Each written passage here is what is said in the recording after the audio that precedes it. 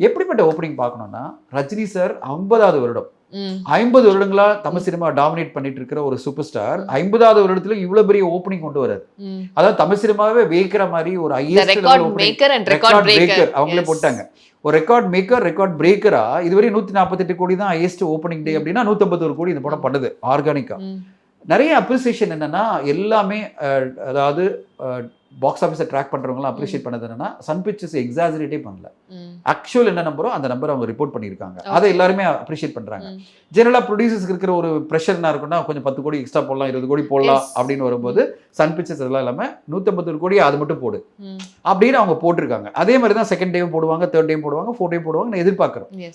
இப்படி இருக்கும்போது இந்த அளவு பாக்ஸ் ஆஃபீஸ் வசூலில் இந்த படத்தை பொறுத்த மிகப்பெரிய வெற்றியா நான் பார்க்குறேன். ம். ஏன்னா படத்தினுடைய பட்ஜெட் ஒரு 500 கோடிலாம் கிடையாது. படம் வந்து 350 400 கோடி தான் பட்ஜெட். அப்போ வேர்ல்டு வைடு ஒரு 600 கோடி பண்ணாலே இந்த படம் மாபெரும் வெற்றி தான். Okay. மாபெரும் வெற்றி. ம். ஏன்னா சேட்டலைட் ரைட்ஸ் இருக்கு, டிஜிட்டல் ரைட்ஸ் ஆல்ரெடி வித்துட்டாங்க, எல்லாரும் ஓவர்சீஸ் எல்லாம் வித்துட்டாங்க. அப்படின்னு வரும்போது இந்த படம் வந்து மாபெரும் வெற்றியா மாறும் ம். இந்த நம்பர்ஸ்லேயே. Okay. அப்போ ரஜினி சாருடைய கரியர்ல 50வது வருடமும் ஒரு பெரிய பிளாக் பஸ்டர் கொடுத்துருக்காரு. நம்ம அவரை அப்ரிஷியேட் பண்ணணும், கொண்டாடணும். ம்.